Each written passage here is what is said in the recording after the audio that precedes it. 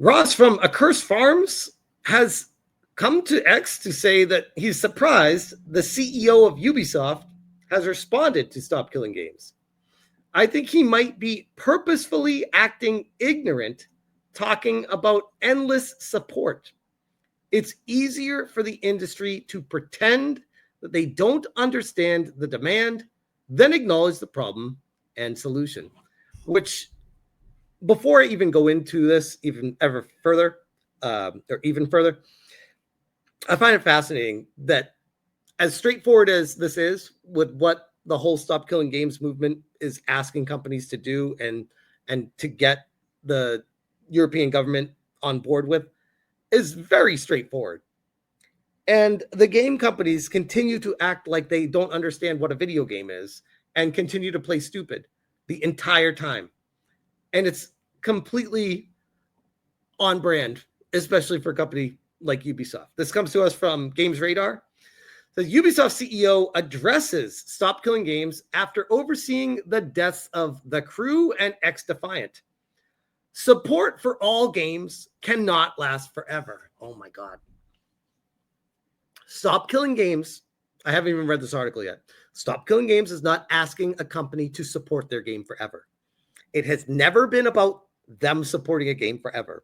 Stop saying that's what Stop Killing Games is about. They're asking you that if you are going to take your game offline, to allow it to continue and let the users, the gamers, the community continue the game going if they want to, if they choose to. It's a massive difference. They can't be this stupid. They can't be. I know for a fact that it was Yves Guillemot. He's not this stupid. Clearly, this is a far-reaching issue, and we're working on it. I bet you're working on it. Yeah, I bet. The EU consumer rights campaign Stop Killing Games reached its 1 million signature goal earlier this month, snowballing out of Ubisoft's shutdown of racing game The Crew in 2024. Ubisoft CEO Yves Guillemot was asked to respond to the movement at a recent shareholders meeting, which, by the way, guys, that sentence in itself is insane. Think of the power behind this movement, where it's now being asked to the CEO of Ubisoft by shareholders. Wow. That's crazy. And while that response was tentative, it wasn't a complete dismissal. Regarding the position, we operate in a market, Guillemot said, as noted by GameFile, paywall. And whenever we release a game, we provide a lot of support for that game. The Crew and X-Defiant would like a word. We also provide a lot of service. Define a lot, by the way. Is this like Sweet Baby Inc. saying they make better games or they make games better? What does a lot mean? Of services to make sure that the game is accessible and remains playable 24/7. I don't think he understands the ask here. Guillemot says that the company provides information regarding the game and how long the game can be played. What? How? Where? When? Though he doesn't go into specific, of course he doesn't, on how the notices work, because they don't. The Crew did have a badge on its front box noting online connection required, and a notice in the fine print on the back that Ubisoft may cancel access to one or more specific online features upon a 30-day prior notice. Whether those sort of notices are legally sufficient, which they are, that's the problem. Currently, that is a sufficient notice. There is nothing illegal, as far as I understand, for a company to do this. What Stop Killing Games seeks to do is to make it so they can't do this. or make it so they need to provide more avenues for people who spend money on a game to have access to that game forever. Not that the company needs to give them access forever, but that they're able to access it forever. Two very different things. Whether those sorts of notices are legally sufficient will likely be put to the test, in the EU at least, after Stop Killing Games petition passes its final deadline at the end of the month. But this kind of issue is not specific to Ubisoft. Time to deflect, says Guillemot. All video game publishers are faced with that issue. Weird how it always goes back to Ubisoft, though, isn't it? Very strange. You provide a service, but nothing is written in stone. If I was one of the other game companies, I'd be so pissed at Ubisoft because they are the reason that this is even a thing right now. They ruined it for all of them. Nothing is written in stone. At some point, the service may be discontinued. We understand that. Nothing is eternal. He can't be this stupid. This is like ramming your head against a wall of bricks. My guy. If he's this stupid, he needs to retire. He needs to step down. The business has passed him by if he does not understand what Stop Killing Games is. Holy crap. Nothing is eternal. That's not what Stop Killing Games is about. I understood this the first time I watched Ross's video. Over a year ago. Or so it seems at this point. How could we be at this point right now? And CEOs of Ubisoft are just like, huh? I don't understand. These games are these gamers are asking for the impossible.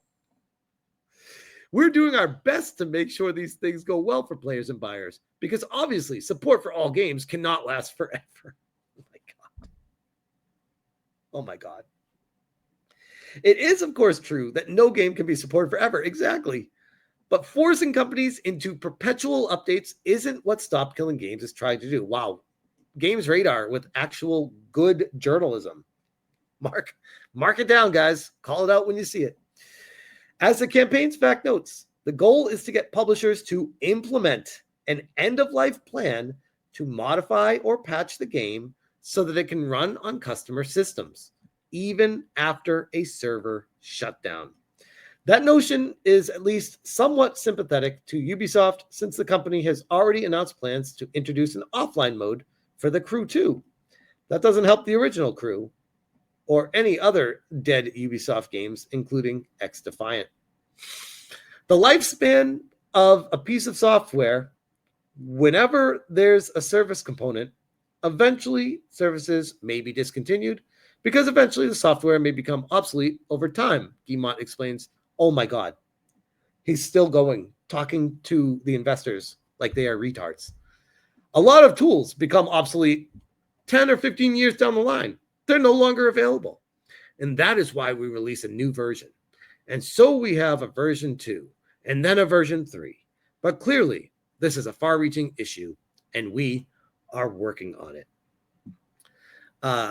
Yves Guillemot, I personally believe, is proactively acting like a moron to maybe influence the politician, parliament, whatever, in the EU, so that because they don't play games. They don't understand what any of this is. And they're going to look at the CEO of Ubisoft to see what he says, and it's going to confuse the entire situation. They're going to be like, yeah, what the hell is this?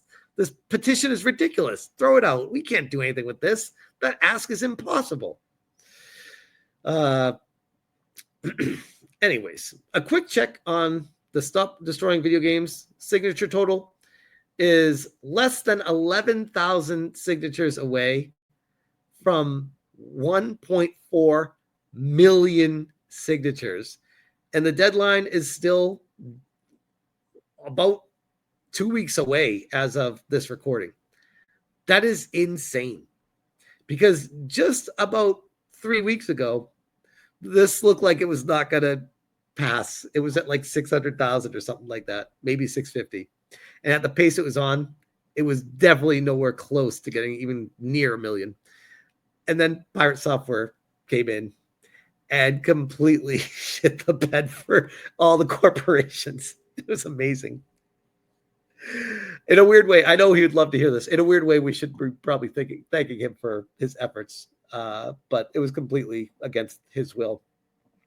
Anyways, back to Ross. We got Gamer Brethren Advocates said, yep, gaslighting is cheaper than compliance.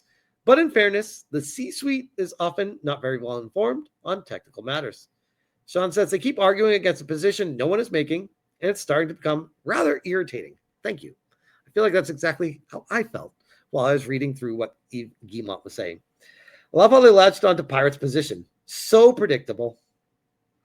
Mike Mumble says they know exactly what is being asked for. 1, ownership of an intact copy of a game for personal use. 2, the ability for gamer communities to host their own private servers independent of developers. They aren't being asked to manage anything. They just need to gaslight because they know these requests are entirely reasonable and do not harm and do nothing to harm them outside of removing their corporate control over titles.